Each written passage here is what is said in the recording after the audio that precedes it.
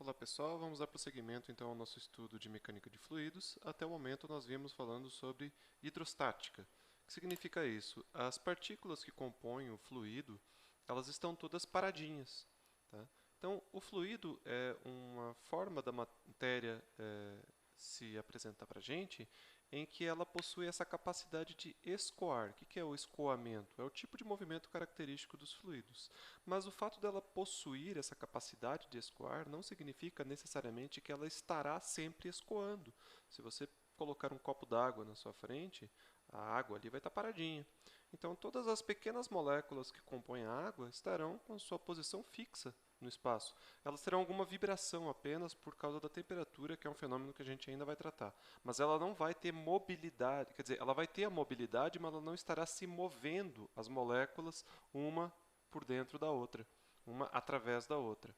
Então, todos os fenômenos que nós vimos tratando até agora supunha que o fluido estava nesse caso particular estático, onde todas as moléculas estavam paradinhas. Tá? Na aula de hoje nós vamos começar a pensar no que acontece quando essas moléculas, as partículas infinitesimais que compõem o fluido, têm movimento, elas têm velocidade.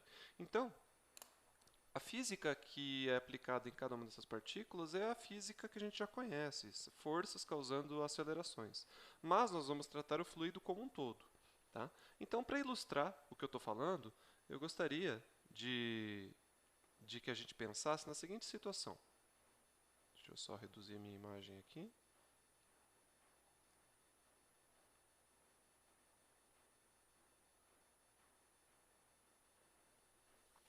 Então, vamos imaginar que eu tenho uma tubulação. Não vou fazer nenhum tipo de consideração sobre da onde essa tubulação está vindo. Ela vem de muito longe, até uma região aqui que eu estou prestando um pouco mais atenção. Então, ela vai vir aqui e aqui é a parte onde eu vou focar a minha atenção. Então, nessa parte da tubulação, se eu representar a água por um monte de bolinhas, que são as partículas, né, infinitesimais que compõem a água, moléculas, se você preferir, todas elas terão um vetor de velocidade. Eles terão movimento, certo? Então, eu vou ter uma velocidade para cada uma delas. Pela simetria do problema, a gente assume que as velocidades são todas paralelas, não tenho nenhuma molécula indo para cima ou para baixo, todas elas estão paralelas e todas elas têm a mesma velocidade. Então, a velocidade é idêntica para todas as partículas que compõem o fluido. Tá? Como um todo, ele vai ter, então, um preenchimento total, só estou representando um número finito de moléculas.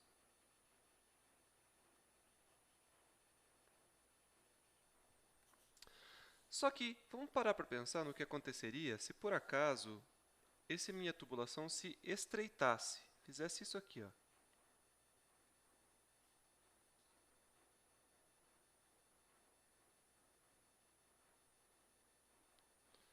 E daqui para frente eu não vou mais também fazer nenhuma consideração, vou assumir que esse tubo ele é infinitamente longo. Tá?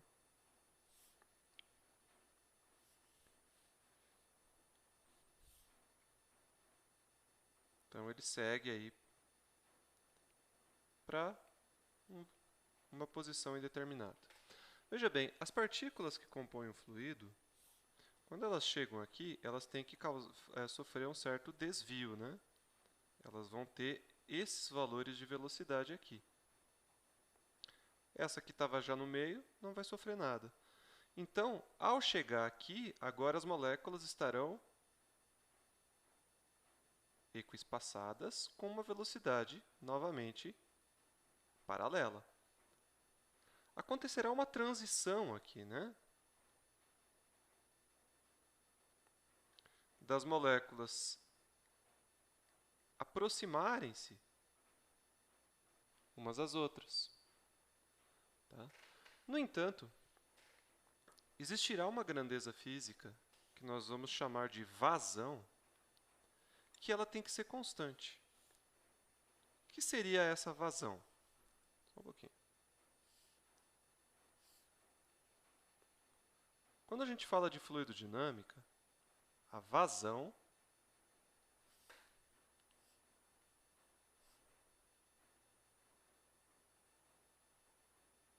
a gente representa pela letra Q maiúsculo,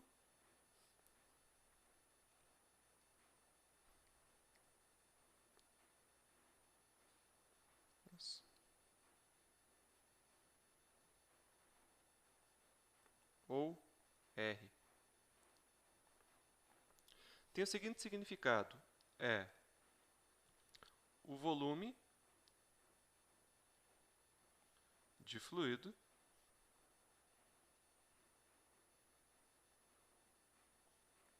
que passa por uma superfície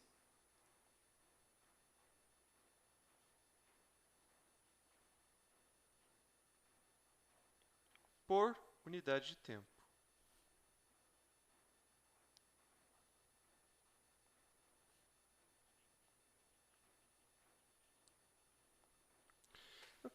Que superfície é essa que eu estou falando? Olha, se você imaginar que existe aqui uma área no formato de um disquinho, não existe nada material aqui, tá?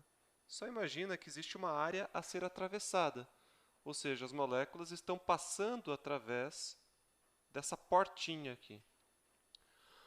Se você esperar um certo intervalo de tempo, ΔT, sei lá, de 5 segundos, não importa quantos segundos, 10 segundos, 1 segundo,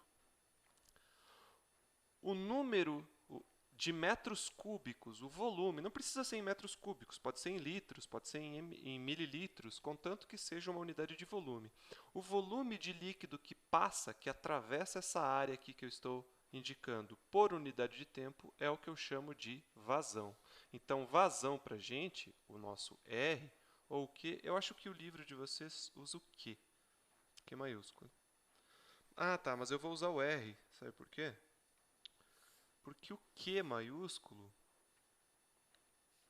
vai ser lá na termodinâmica o que a gente vai chamar de calor. Então vai dar uma certa confusão.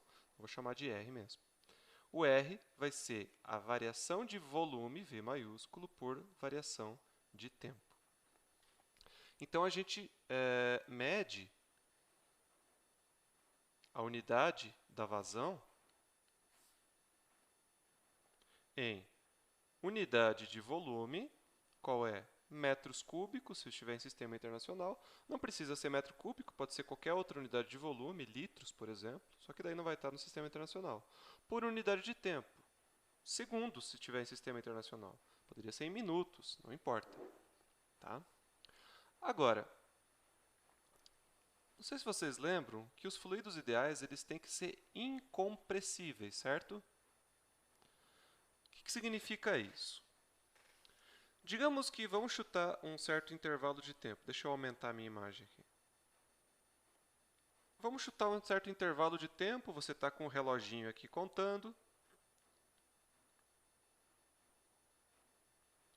E você esperou aqui um ΔT de, digamos, vou chutar qualquer intervalo de tempo, tá? 10 segundos. E durante esses 10 segundos, você ficou medindo aqui na entrada quanta água passou, quanto fluido passou. E digamos que tenha passado 3 litros. Então, em 10 segundos, passou 3 litros. O que você acha que vai ter acontecido deste outro lado aqui? Olha, vai ter uma outra área, não vai ser igual, através da qual o fluido vai passar também, ele vai sair daqui. Essa área é diferente dessa. No entanto, se o fluido é incompressível, se entrou 3 litros, tem que sair 3 litros daqui nos mesmos 10 segundos. Concordam? Porque pensa o que aconteceria se não saísse a mesma quantidade. Se entrasse 3 litros em 10 segundos, mas saísse só 1 litro do outro lado.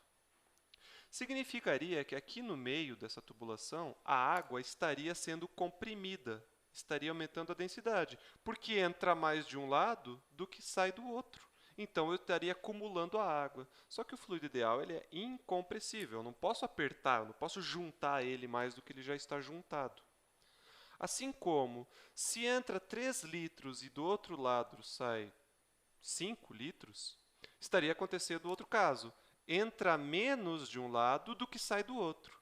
Então, eu estaria com o meu líquido aqui dentro ficando menos compactado, estaria afastando as moléculas uma das outras. Então, uma consequência direta do princípio da definição de fluido ideal, que é o fato dele ser incompressível, é que a vazão na entrada tem que sempre ser igual à vazão na saída.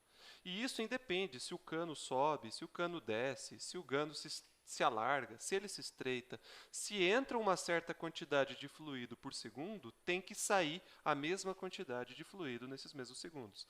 Muita atenção, não quer dizer que as mesmas moléculas que entraram aqui sairão aqui, mas sim a mesma quantidade, o mesmo tamanho de fluido que entra de um lado, sai do outro. Esse princípio não tem prova, é simplesmente algo que você conclui por consequência, é o que a gente chama de princípio da continuidade. Então, o que seria esse princípio da continuidade?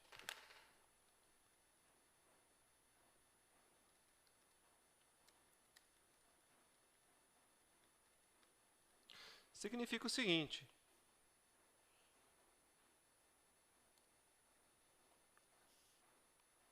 que a vazão ao longo de um fluido ideal será sempre constante. Ou seja, a vazão que entra é igual à vazão que sai. Agora, tem uma coisa bacana que a gente pode derivar dessa afirmação, que é quanto à velocidade do fluido. Então, veja só. Novamente, eu vou desenhar aquele tubinho que se estreita.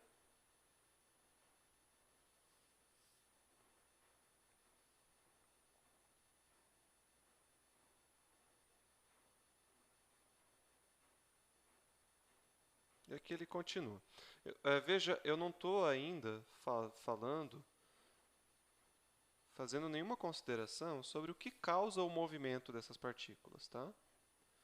Porque para falar o que causa o movimento dessas partículas, eu teria que dizer o que tem nas extremidades do tubo. Alguma coisa está empurrando essas partículas, tá? Eu só estou falando aqui que ele é grande o suficiente para que eu não me preocupe, por enquanto, o que acontece na extremidade da esquerda e na extremidade da direita. Mas eu já posso cochichar para você o que é. Do lado, digamos que as partículas estejam viajando daqui para cá, é porque elas estão sendo empurradas, né? Se elas estão sendo empurradas, significa que a pressão aqui é maior do que a pressão aqui. Então, tem uma diferença de pressão. Tem uma diferença de pressão, tem uma diferença de forças. Tá? Mas não vamos nos preocupar com isso agora. Então, eu tenho uma certa velocidade aqui. Deixa eu só fazer um pouquinho diferente. Então, eu vou representar aquela área transversal que é atravessada pelas partículas, aqui, como se fosse uma portinha que as partículas atravessam. Vou chamar essa área de A1. E aqui eu tenho uma área reduzida, né? Um pouco menor,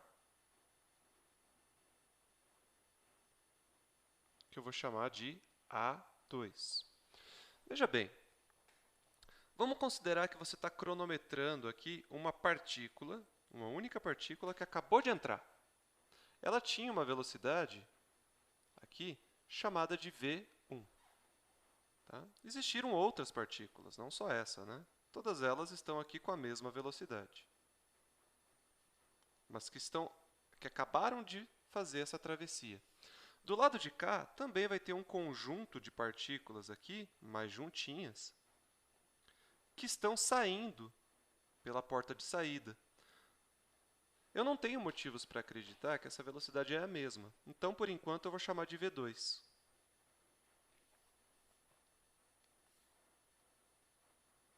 Tá? Vou chamar de V2 aqui.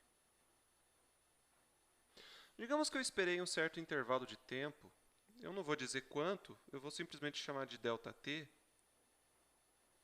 E fiquei esperando este fluido atravessar essa porta.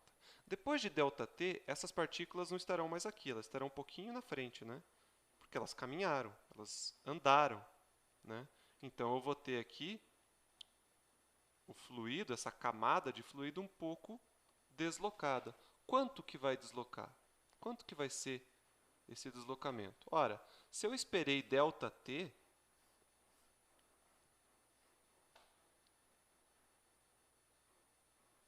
estou escolhendo um lugar para escrever isso.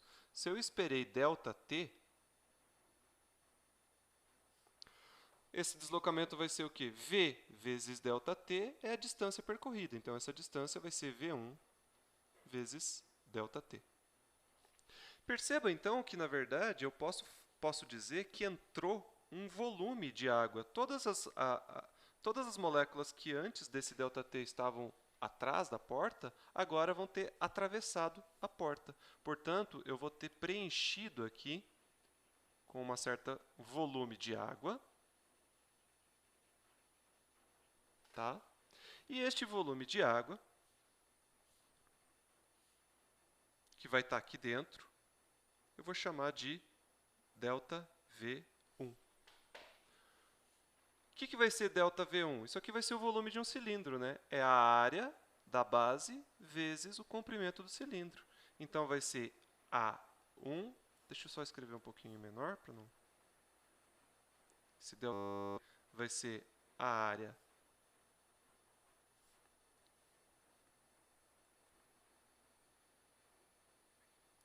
A1, V1, ΔT. No mesmo ΔT, essas partículas que estavam atravessando aqui para o lado de fora, elas vão ter percorrido uma certa distância e agora estarão aqui mais adiante, né? Portanto, da mesma maneira que entrou uma certa quantidade de fluido na tubulação, também no mesmo intervalo de tempo saiu uma certa quantidade de fluido da tubulação. Então, eu vou ter um volume aqui de líquido que saiu, certo? Quanto que foi a distância percorrida? Daqui até aqui, se a velocidade foi mantida constante V2, vai dar V2 vezes ΔT. E qual vai ser o volume que deixou a nossa tubulação aqui? É um volume que eu vou chamar de ΔV2 igual a A2 V2 vezes ΔT, né? Tem que escrever um pouquinho menor, senão não vai caber. Vamos lá. Então, um ΔV2 igual a A2 V2 ΔT. O que a equação da continuidade nos fala? Que a vazão aqui tem que ser igual à vazão aqui. Então, no mesmo ΔT, que eu não especifiquei quanto ele vale, porque não preciso especificar. Durante esse ΔT, este volume aqui que eu achurei em azul claro, tem que ser igual a este volume que eu achurei também em azul claro. Em outras palavras, a equação da continuidade obriga a gente a igualar.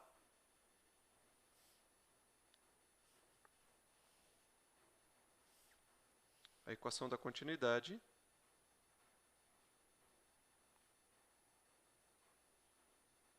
essa palavra, por que equação da continuidade? Porque fala que o fluido tem que ser contínuo. Tudo que entra de um lado sai... Deixa eu fazer aqui. Tudo que entra de um lado sai do outro. Eu não posso juntar o fluido no meio e nem afastar o fluido. Por isso que é a equação da continuidade. Tá? Então, continuidade vai falar o que para a gente?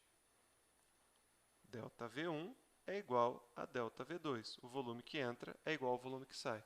Igualando esses termos, você vai então encontrar o seguinte: A1 V1 ΔT é igual a A2 V2 ΔT.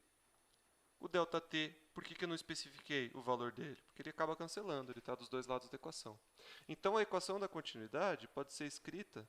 Deixa eu abrir mais um slide aqui. Da seguinte maneira.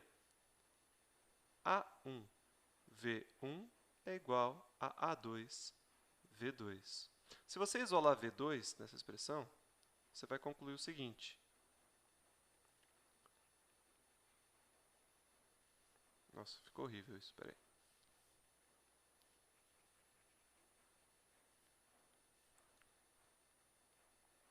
V2 é igual a A1 sobre A2 V1. Olha para essas áreas aqui. A2 é menor do que A1. O tubo se estreitou. Então, quando eu divido A1 sobre A2, eu vou ter um número maior do que 1. Eu vou multiplicar a velocidade por um número maior do que 1. Essa fração aqui vai dar maior do que 1. Portanto, significa que a velocidade na parte mais estreita é maior do que a velocidade na parte mais larga. Então, isso é uma coisa muito importante. Toda vez que eu tenho um fluido ideal onde o meu fluxo se estreita, a velocidade vai mais rápido. Se o tubo se abre, a velocidade vai mais lenta, através dessa equaçãozinha aqui. Tá? Então, tem um aplicativo que ilustra bem essa situação. Deixa eu mostrar ele para vocês. Eu tenho aqui uma tubulação e esses pontinhos vermelhos representam as partículas. Claro, vai ter um número limitado de partículas representadas. Tá? Como ele está retilíneo, deixa eu me jogar aqui para cima. Como ele está retilíneo aqui, a velocidade é mantida constante. Tá? Agora, o que acontece se eu pego essa boca aqui e eu alargo? Perceba que à medida que ele vai chegando perto, desse tubo aqui mais largo, ele vai ficando mais lento as partículas. Veja, elas estão vindo com uma certa velocidade. Deixa eu aumentar um pouco a velocidade. E aí elas freiam. Por causa da equação da continuidade. Eu aumento a área que eles têm que atravessar, eu necessariamente diminuo a velocidade. Por outro lado,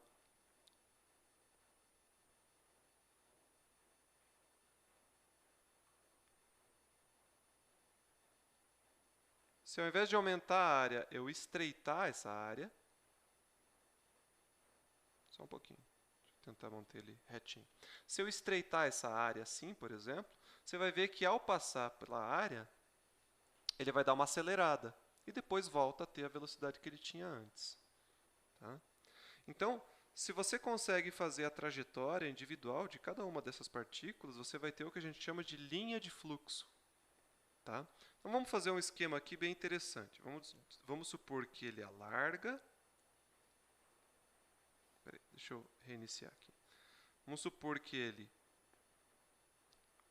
alarga aqui.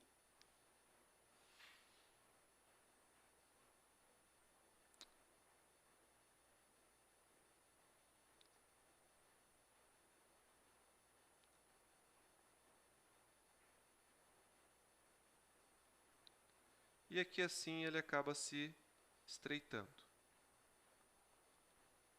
Então veja, as partículas vieram, elas frearam aqui, deram uma paradinha não, ficaram mais lentas e depois ficaram mais rápidas e depois voltaram à velocidade que elas tinham. Tá? Se eu tirar esses pontinhos, você não vai conseguir ver o fluxo, né? Você só vai ter a água. Se a gente, ao invés de ter essa distribuição de pontinhos, a gente tenha um feixe de pontinhos que vai ser liberado, você vai ver a trajetória deles lado a lado. Você vai ver que eles nunca se cruzam, essa linha. Aqui fica um pouco confuso, tá? Mas a trajetória dele, se você conseguisse ver todos os pontos, todo o conjunto de posições que ele ocupou, você vai ver que forma uma linha e essas linhas elas nunca se cruzam. Elas se juntam, se afastam, mas elas nunca se cruzam. Elas começam de onde o fluido sai e terminam onde o fluido entra. Tá? Vai embora. Então, se eu fizer vários aqui, vou soltar mais uma. Continuando aqui, eu precisei dar uma pausada. Então, se eu soltar vários desses pontinhos,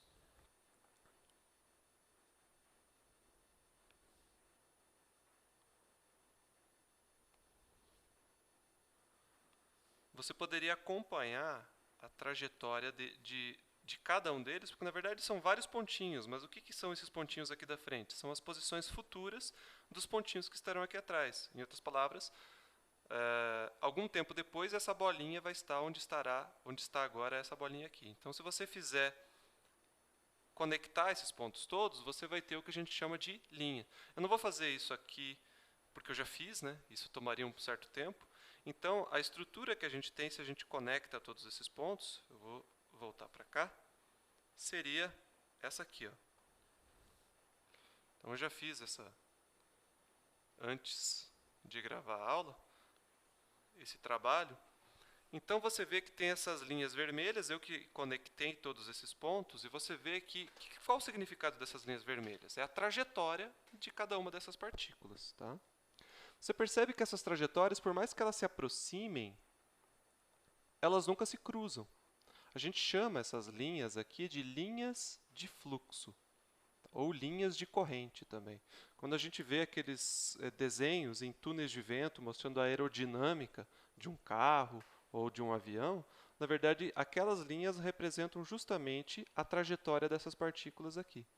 E tem uma propriedade muito interessante dessas linhas, que é o seguinte: quanto mais afastadas estão essas linhas, como nessa região aqui, por exemplo, que eu vou indicar para vocês, veja que aqui elas estão mais afastadas, certo? Significa que o vetor que elas representam, que no caso é a velocidade, é menor. Em outras palavras, as linhas mais afastadas representam velocidade menor, mais lento. Já quando as linhas estão mais próximas, como nessa região aqui, significa que a velocidade é maior, é mais rápido. Então, é uma característica das linhas de corrente que também acontece em outros campos, tá? Quando você tem linhas de campo que se aproximam, quer dizer que a intensidade do campo é maior. Nesse caso, o campo aqui representa velocidade. Tá? Então, espero que tenha ficado claro aqui. Vamos ver se a gente mostra aqui mais alguns exemplos. Que quanto mais largo eu deixe minha tubulação, mais lento fica as minhas partículas. Tá? Então, é por isso que quando a gente quer aumentar a velocidade da água, por exemplo, quando você está lavando uma calçada, você obstrui parcialmente a boca da mangueira. Quando você faz isso, o que você está fazendo no fundo? Você está impedindo que a água saia pela área total da mangueira, e sim só por uma fração da água. Então, consequentemente, a água vai acelerar naquela região e vai sair com mais velocidade. Tendo mais velocidade, tem mais energia cinética. Tendo mais energia cinética, ela vai incidir ali contra a sujeira da calçada com mais energia e vai ter mais ímpeto para arrancar a sujeira que você está tentando. Tá? Dito isso, a equação da continuidade, então, ela vai nos ajudar para calcular qual é a vazão ou qual que é de um fluxo, ou também qual que é a razão de velocidades. Então, vamos tentar fazer um exemplo aqui para tornar isso um pouco mais concreto. Então é o seguinte.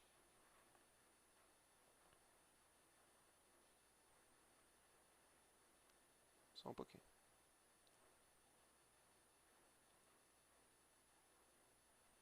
Tá. Então é o seguinte. Nós temos aqui o enunciado que fala, ó, tem uma mangueira que está enchendo um balde. Então imagina aqui que eu tenho uma mangueira. Vou fazer ela de preto.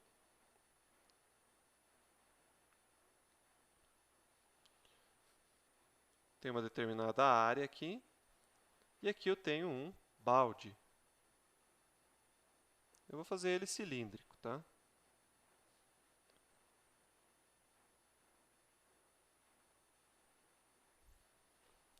E aqui está saindo água, obviamente, né?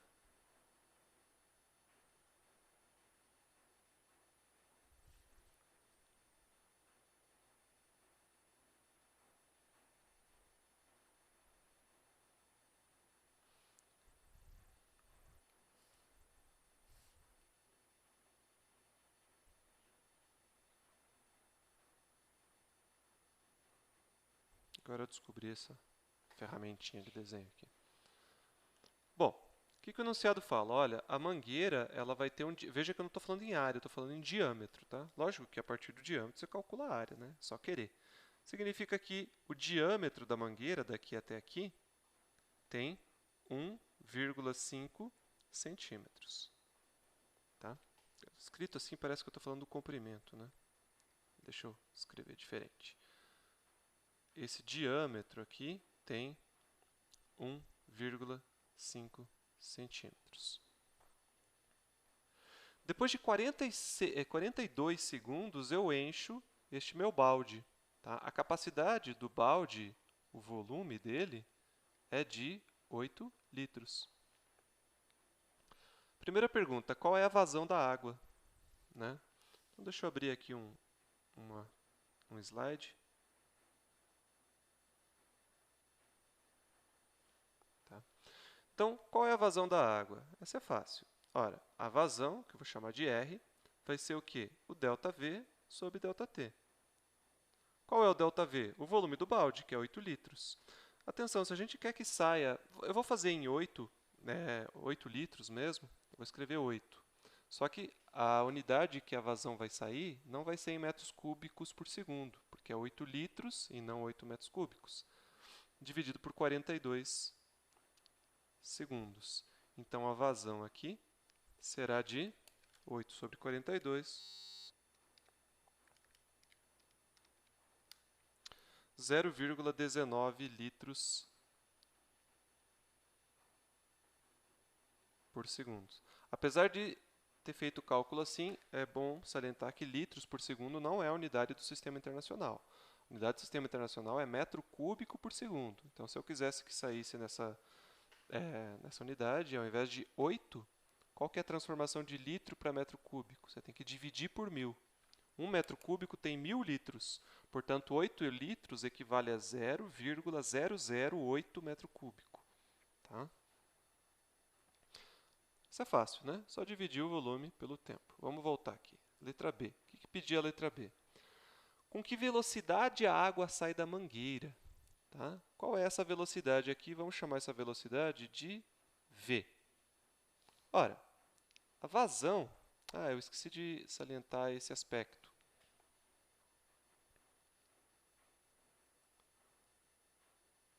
Antes de continuar, desculpa, gente, vou ter que fazer um vai para frente e vai para trás aqui. Aqui na dedução que a gente vinha fazendo. A equação da continuidade assegura que ΔV1 é igual a ΔV2. Tá? Mas se eu quisesse, eu poderia colocar ΔV sobre ΔT. Né?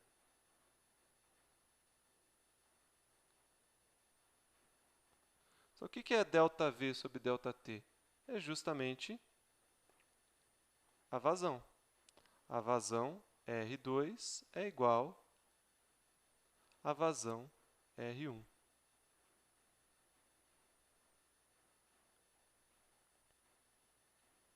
Portanto, quando eu tenho a vazão, eu divido o ΔT dos dois lados, o que você conclui? Que a vazão é justamente o produto de A vezes V. Portanto, quando eu escrevo isso aqui, A1V1 é igual a 2V2 é a mesma coisa que dizer que a vazão R1 é igual...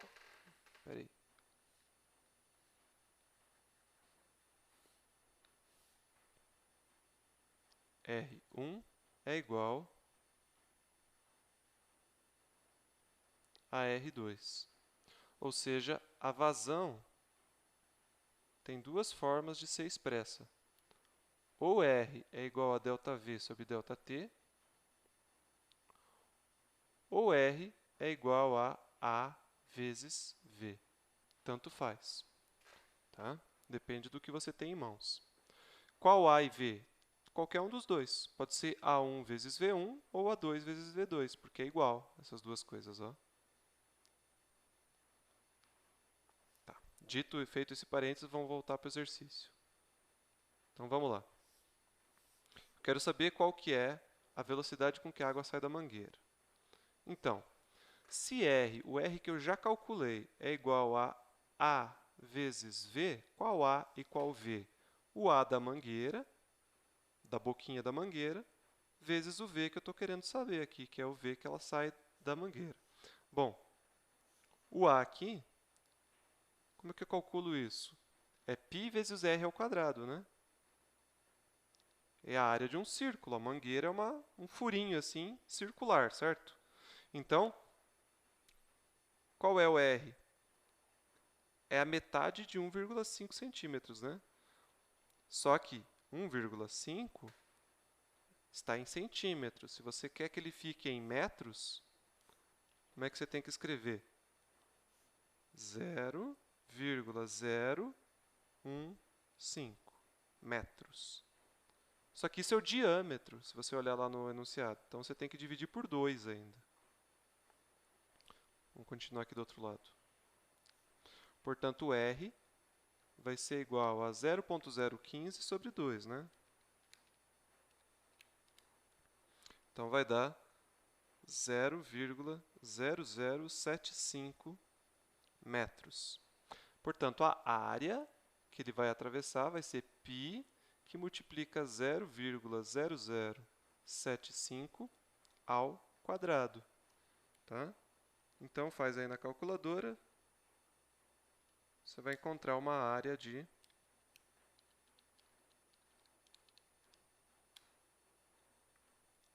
1,76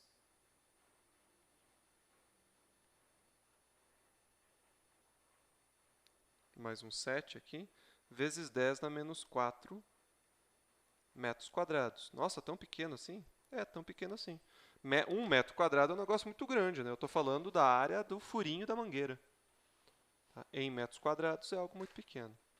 Agora, essa vazão aqui você não vai poder usar com esse número. Lembra que eu falei que não está no sistema internacional? Em sistema internacional, você tem que dividir por 1000. Então, a vazão é 0,00019 metros cúbicos por segundo. Tá ok? Eu não posso falar tá ok. Eu sempre falava tá ok, agora não vou mais falar tá ok.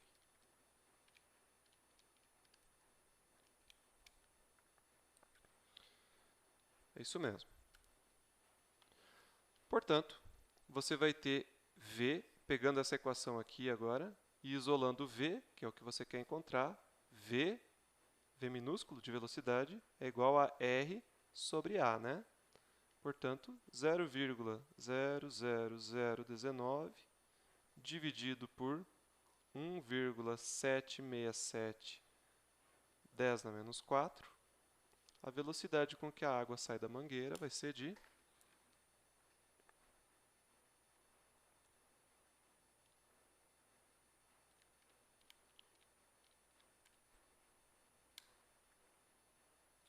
1,078 metros por segundo.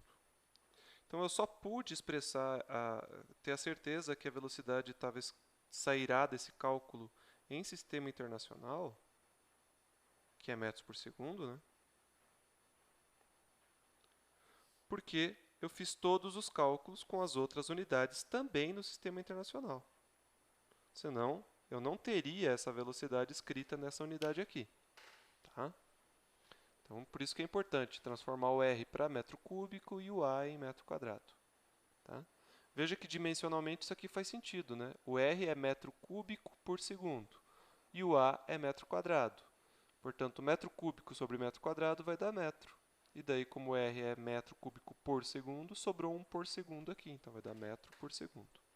Ok? Essa é a velocidade, vamos voltar para cá, com que a água sai da mangueira. Agora, o que acontece? O nível da água ele vai subir através do balde, né? Ele vai fazer isso aqui, ó. Uma velocidade que não é a mesma, é uma outra velocidade, bem mais lenta, né? A água dentro do balde vai fazer isso aqui, ó. Vai subir bem devagarinho. E eu quero saber qual é essa velocidade. Para isso, eu vou usar essa informação aqui, ó. A área da base do balde tem uma certa largura aqui, que é de 40 centímetros. Então, como é que a gente faz esse cálculo? Vou abrir mais uma transparência aqui. Agora sim, usando a equação da continuidade. A letra C, então, a gente pode lembrar do seguinte. A1 vezes V1 é igual a A2 vezes V2. A1 a gente já calculou, né? Quanto que era? 1,767, 10 na menos 4.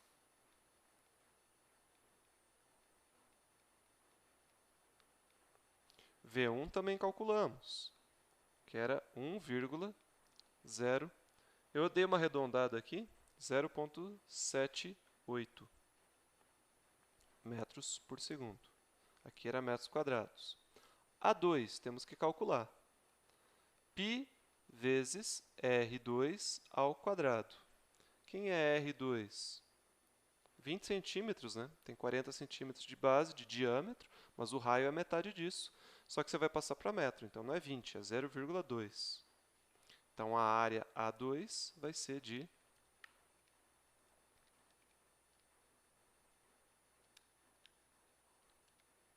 0,12126 metros quadrados. Então, faz a continha aqui. V2 é igual a A1 sobre A2 vezes V1. Então, V2, A1, 1,767, 10 na menos 4, sobre 0,126, que multiplica 1,078. A velocidade com que o nível da água sobe no balde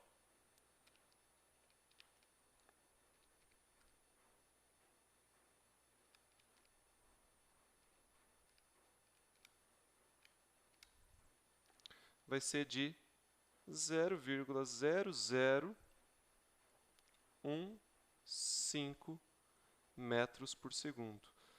Tá? Nossa, é bem pequeno, né? Para a gente ter uma noção, vamos multiplicar por 1000. Se você multiplica por 1000, você vai ter 1... Não, na verdade tem mais um zero aqui ainda. Ah, não, tá certo. É 0,00. Se você multiplica isso aqui por 1000, você vai ter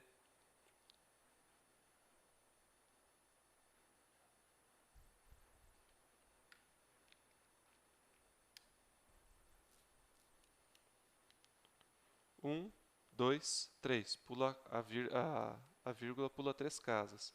Então, você vai ter, ao invés de metro, você vai ter milímetros. Ou seja, é 1,5 milímetro que a água sobe no balde a cada segundo. Então, é bem devagarinho. Então, a velocidade com que a água sai da torneira é muito mais rápida do que a velocidade com que a água sobe dentro do balde. Tá? Apesar da vazão ser a mesma. Por quê? Porque a área da base do balde é muito maior do que a área da mangueira.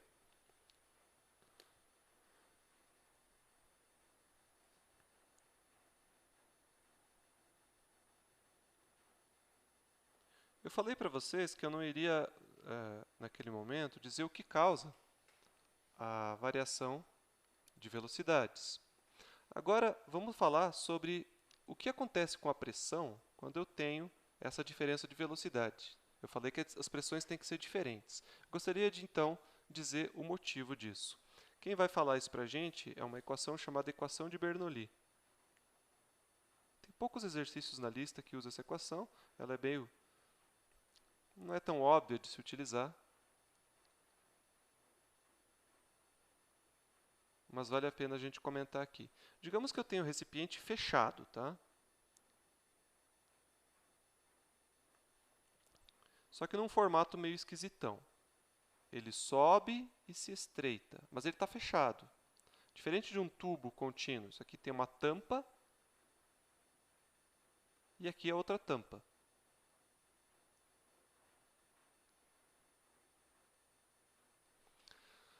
Se eu estivesse interessado em saber a diferença de pressão aqui embaixo, P1. Sempre que está embaixo a gente usa o 1, né? E em cima é o 2. Aqui eu tenho a altura y1 e aqui eu tenho a altura y2. Como está fechado, a gente já aprendeu a fazer esse cálculo na aula anterior, né? Se está fechado, o fluido está parado. Se ele está parado, é o caso hidrostático. E quem dá a diferença de pressão no caso hidrostático é a lei de Stephen, lembra? Então, você tinha aqui uma diferença de alturas, né? Daqui até lá em cima, até o y2. Eu posso chamar essa diferença de alturas de h, uma profundidade, né? E o que a lei de Stevens nos fala é o seguinte, ó, P1 é igual a P2 mais ρgH. Isso aqui já foi feito, né? Agora eu vou dar uma trabalhada em cima dessa equação. Ao invés de H, eu vou escrever o seguinte, P1 é igual a P2 mais ρg. Ao invés de H, eu vou escrever o valor maior de y menos o valor menor, ou seja, y2 menos y1. Se você abrir essa expressão, vamos lá, P1 é igual a P2 mais ρgy2 menos ρgy1. O que eu fiz aqui? Só distribuir esses dois termos, tá? Passa esse termo que tem o 1 para o lado esquerdo. Então, você vai ter P1 mais ρgy1 é igual a P2 mais ρgy2. Por que eu quis fazer isso? Eu não sei se você percebe, mas esses dois termos aqui, ρgh, ρ tem a ver com massa, né? É uma densidade, mas tem a ver com massa. A densidade tem tudo a ver com massa. Então, eu tenho esse ρ, que é algo muito parecido com m, mas não é exatamente m, vezes g vezes uma altura. Então, algo que parece massa vezes g vezes altura. E assim como eu tenho esse termo do outro lado. Isso aqui deve lembrar a vocês um termo que vocês usam muito em Física 1, que é mgh. O que era mgh? Lembra? Era energia potencial gravitacional. Quando você tem um objeto a uma certa altura, ele tem a energia potencial gravitacional mgh. Só que ao invés de m, você tem o ρ. E ao invés de h, você tem y. Ok, mas o significado é o mesmo, a uma certa altura, a partir de um referencial nulo. Então, eu posso entender este cara aqui, esses dois caras aqui que eu sublinhei, que eu destaquei, como sendo uma energia potencial gravitacional, normalmente a gente chamava de U, né? Sobre um volume V. Porque quando você divide o U por V, aqui no caso o U1 e aqui no caso o U2, quando você divide por V, você acaba dividindo o termo da massa, né? A massa sobre V é que dá o ρ. Então, você pode entender a pressão como sendo uma densidade de energia por volume. É como que a energia está armazenada por volume. Até porque, se você fizer uma análise dimensional da pressão, que é força sobre área, se você multiplica por distância em cima e embaixo, força vezes distância é trabalho, que é medido em joules, que é a unidade de energia. Já embaixo, área é dada por metro quadrado, né? Se você multiplica por distância também, você vai ter metro cúbico, que é volume. Então, pressão é energia por volume. Como esse fluido está parado, a única maneira de ele armazenar energia é devido a essa diferença de alturas. Tá? Então, quando você tem, por exemplo, um recipiente e você fura ele, você faz um furinho, vai começar a jorrar água dali, certo? A água, antes de você fazer o furinho, estava parada, não tinha energia cinética. E a partir do momento que você faz o furinho, ela sai com uma certa energia. Se ela começa a ter velocidade, é porque ela ganhou essa energia de algum lugar. De onde veio a energia? Da pressão. Então, você pode pensar na pressão como uma grandeza que tem a ver com força ou como uma grandeza que tem a ver com energia. São só dois pontos de vista diferentes de você enxergar a mesma grandeza. Tá? Então, quando eu vou para baixo, quando eu venho dessa posição mais em cima do meu tubo e eu vou para baixo, eu ganho pressão, certo? Quanto mais profundo, mais pressão. A troco de que eu ganho pressão? Há uma diminuição de uma outra quantidade. Que quantidade é essa? A energia potencial gravitacional do fluido. Então, aqui em cima, o fluido tem mais energia potencial gravitacional, mas menos pressão. Aqui embaixo, ele tem menos energia potencial gravitacional, mas mais pressão. Agora, vamos imaginar, eu vou apagar isso aqui, tá? Porque eu quero aproveitar meu desenho.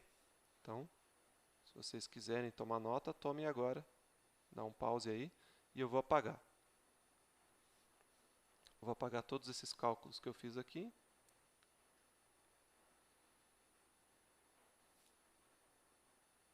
Vou dar um pause aqui. Prosseguindo, então, eu só alterei um pouco o desenho. Ao invés de eu ter um recipiente fechado nas duas extremidades, eu supus que eu tenho um fluxo de água que se estreita e sobe. O que aconteceria com a pressão? Essa é a minha ideia aqui para a gente tentar desvendar. Antes, a pressão era determinada pelo caso hidrostático, certo? Agora, como eu tenho um fator velocidade, aquela equação da lei de Steven não vai mais servir para eu encontrar as pressões. Então, como que eu faço para fazer? Como que eu faço para fazer? É estranho, né? Como que eu faço para desenvolver esse pensamento aqui? Eu vou fazer uma indução aqui, que é o seguinte. No caso hidrostático, você tinha o seguinte, ó, P1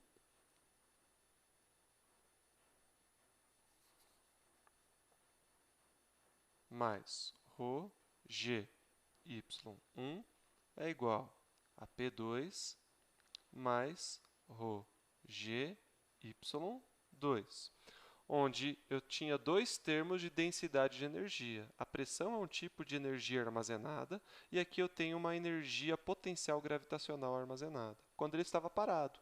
Só que agora está em movimento. Eu tenho uma velocidade aqui embaixo, que é aumentada até se tornar uma velocidade maior lá em cima. Tá? Quando você tem esse fator velocidade, você tem ainda uma terceira parcela de energia, que é o quê? A energia cinética. Como que é a energia cinética? A expressão de energia cinética não é mv² sobre 2? Só que agora eu não estou falando da energia em si, sim sobre a densidade de energia. Então eu pego esse mv² sobre 2 e divido por volume do fluido. Então, ao invés de mv² sobre 2, eu vou ter ρ. Então, eu vou só acrescentar mais uma terceira parcela, tanto do lado esquerdo, ρ v1 ao quadrado sobre 2, quanto do lado direito, ρ v2 ao quadrado sobre 2. Então, essa é a equação de Bernoulli. É uma equação meio comprida. Ela tem 6 termos, 3 do lado esquerdo e 3 do lado direito, mas basicamente ele fala o seguinte: existe uma soma de 3 parcelas que ela fica igual em quaisquer pontos do fluido ideal, que é pressão, mais energia gravitacional, mais energia cinética. Tá? Eu não vou explorar em tantos detalhes essa expressão, eu só vou focar num caso especial dela, que é quando ao invés de eu ter uma diferença de altura, eu só tenha uma diferença de velocidade através de um estreitamento ou de um alargamento. E essa é a chamada pressão hidrodinâmica. Então, o que aconteceria com a pressão quando a velocidade se aumenta? Então,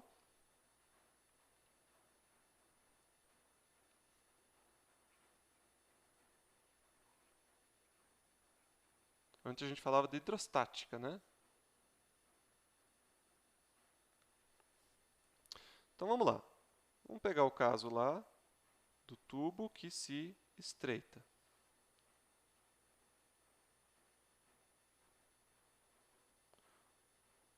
Vamos chamar essa pressão aqui de P1 e essa pressão aqui de P2. A gente sabe que aqui a velocidade está mais lenta, né? É uma velocidade V1, e aqui a velocidade está mais rápida. Isso aqui nós já sabemos. Sem fazer conta, tentem adivinhar intuitivamente. Você acha que a pressão na parte mais apertadinha é maior? Onde está mais... o espaço é mais restrito? Ou será que quando ele chega aqui, a pressão diminui? Ora, a gente tende a acreditar que, pelo espaço estar mais reduzido, a pressão aqui é maior, mas o resultado vai ser bastante contraintuitivo. Tá? Se você pega a equação de Bernoulli,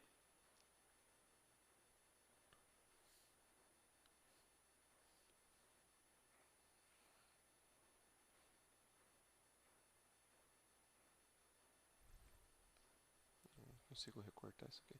Se você pega a expressão da equação de Bernoulli, que fala o seguinte: P1 mais ρ g y1 mais ρ v1 ao quadrado sobre 2 é igual a P2 mais ρ g y2 mais ρ v2 ao quadrado sobre 2. É uma equação comprida, talvez vocês tenham se assustado, mas já vamos começar a simplificar, porque agora o tubo não sobe nem desce, ele está todo na horizontal. Se está na horizontal, este termo aqui é igual a este termo aqui, porque y1 é igual a y2. Então, eles já vão se cancelar. Então, já vai dar uma reduzida no tamanho da equação. Vai ficar assim.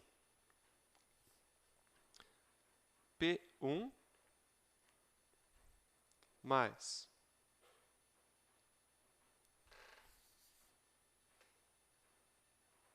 ρ V1 ao quadrado sobre 2 é igual a P2 mais ρ V2 ao quadrado sobre 2. Como a gente está se perguntando sobre P2, essa pressão aqui, ó, vamos isolar o P2 na equação. P2, então,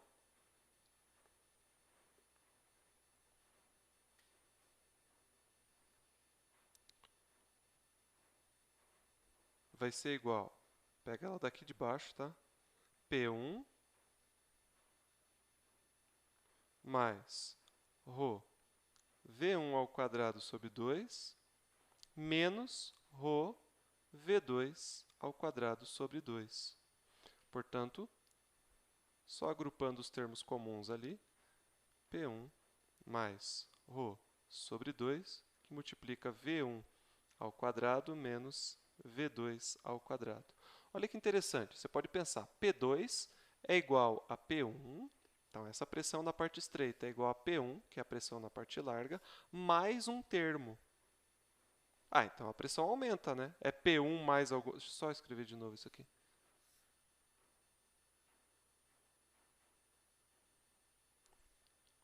Então, ela aumentou. É P1 mais alguma coisa, ela vai ficar maior, né? Não conclua assim tão rápido. Por quê? Apesar de eu ter um termo mais alguma coisa, que eu vou destacar aqui em vermelho, essa parte em vermelho é negativa. Percebe? Por que é negativa?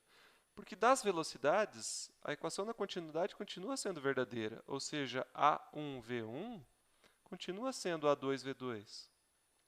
Portanto, como a área aqui, A2, é menor do que a área aqui, que é o meu A1, se a área reduz, a velocidade aumenta. Então, disso a gente já sabe. Então, a velocidade V2 é maior do que V1. Sem ter os valores, não sei dizer o quanto, né? Mas esse termo aqui é maior do que esse. Como ele está sendo subtraído, significa que essa parte inteira é negativa. Ou seja, a pressão P2 é a pressão P1 subtraída de alguma coisa. Por que subtraída? Porque todo esse termo aqui é negativo. Conclusão disso tudo, quando o fluido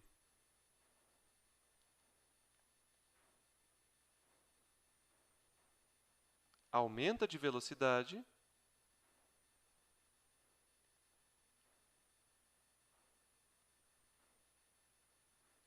a sua pressão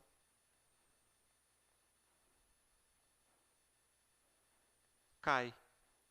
Isso é contraintuitivo, né? Você imagina que como ele estreitou, a pressão deveria aumentar. Mas não, a pressão diminui ali.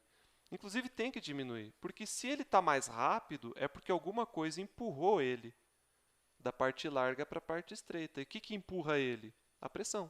A pressão não puxa, a pressão só empurra. Então, quer dizer que eu tenho duas pressões, a pressão na parte larga. Deixa eu só limpar um pouco o meu desenho para poder explicar. Eu tenho que ter duas pressões, né? Digamos que eu tenha uma partícula de líquido aqui. Ele vai ser empurrado por duas forças, daqui para cá e daqui para cá, né? Só que ele acelera, porque a velocidade aqui aumenta. Aqui ele vai começar a se deslocar com uma velocidade maior. Nossa, está meio confuso o meu desenho, talvez vocês não estejam entendendo muito. Vamos desenhar de novo? Eu quero dizer o seguinte, vou fazer de novo aqui. A nossa pergunta é, pressão aqui não parece, mas é maior do que a pressão aqui, P', digamos. Antes eu chamei de P1 e P2, não tem problema. Porque a impressão que dá é que aqui deveria ser maior, né? Mas por que não é maior? Vamos pensar só numa partícula de líquido. A gente sabe que a velocidade aqui é maior do que a velocidade aqui, né? Portanto, alguma coisa tem que acelerar ele para cá. O que acelera? Uma resultante de forças. E quais são as forças? Uma força de pressão daqui para cá e uma força de pressão daqui para lá. Se ele é acelerado da esquerda para a direita, é porque o F é maior do que o F'. E esse F' tem tudo a ver com as pressões P e P'. Significa que a pressão P tem que ser maior do que P', senão ele não iria andar mais rápido, ele não seria empurrado. Ok? Então, o caso da pressão hidrodinâmica, já estou terminando, meu pessoal, ele é muito interessante porque tem muitos fenômenos que são contraintuitivos, né? Então, na maioria das vezes, por exemplo, onde acontecem vendavais, onde as casas são destelhadas, imagina que você tem a casa aqui,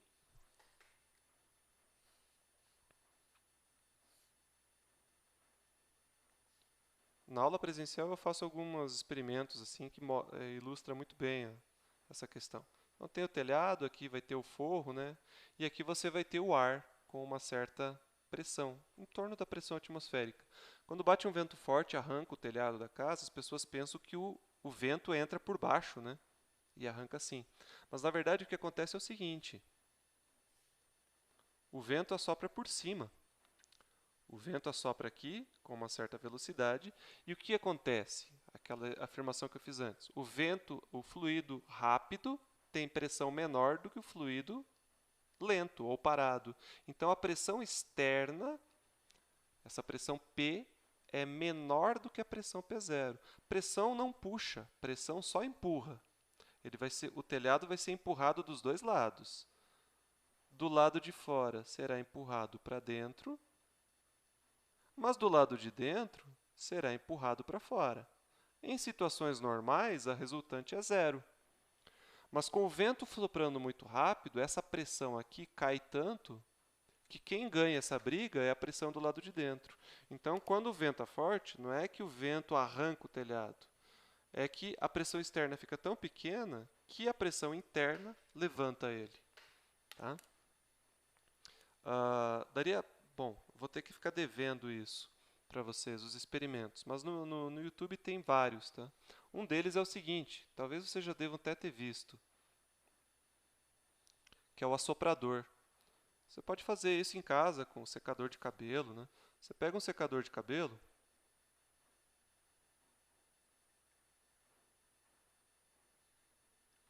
e inclina ele para cima assim.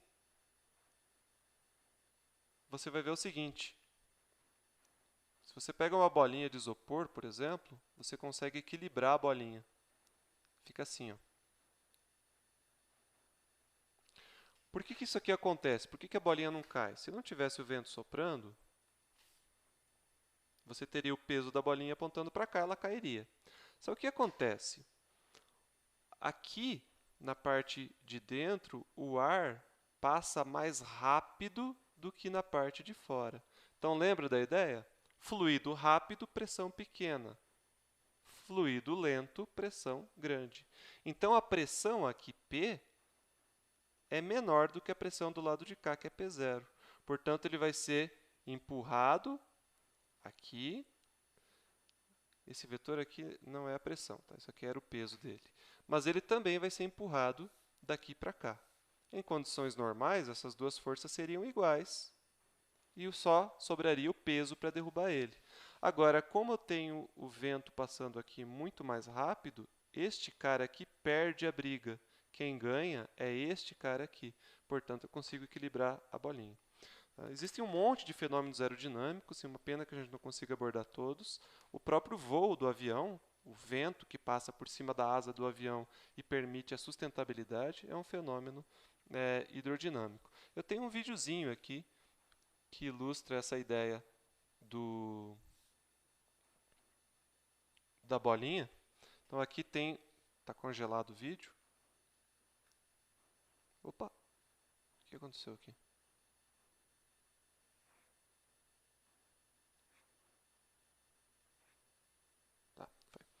Então,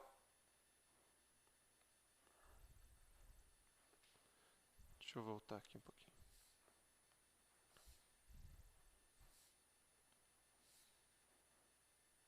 Ele está explicando o que eu estava explicando para vocês. Então, está aqui a bolinha, tá? Está sendo soprada aqui, ó. Ele inclina o soprador e a bolinha não cai. Tá vendo? Aqui está saindo ar, tá? Então, o que acontece aqui é o seguinte. Caiu porque ele inclinou demais, né? O vento passa...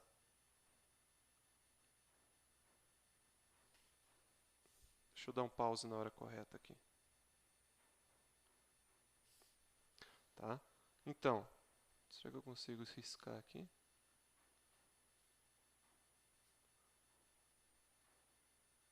O vento passa por aqui, não consigo, mais rápido do que ele passa para o outro lado. Então, levem essa informação com você.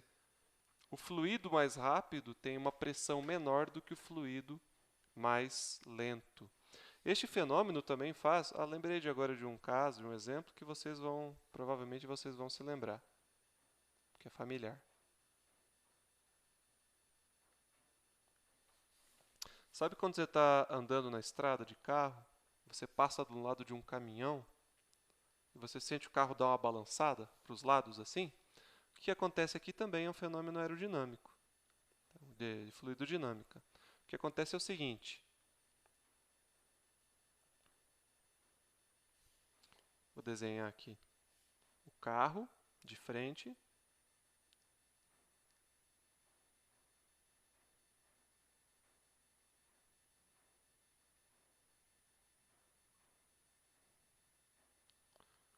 Não sei se consegue ver, mas é para ser o carro de frente aqui, tá? Aqui estão os faróis do carro. Isso aqui era para ser a rodinha do carro. Eu já desenho péssimo e nesse mesa aqui fica horrível. Então é como se você visse o carro de frente, tá? E aí passou um objeto grande, um caminhão, por exemplo. Sentido contrário, né? O que acontece? Ele vai arrastar uma certa quantidade de ar com ele. Então, deste lado aqui, o ar vai ter uma pressão diferente deste. Maior ou menor? A pressão P'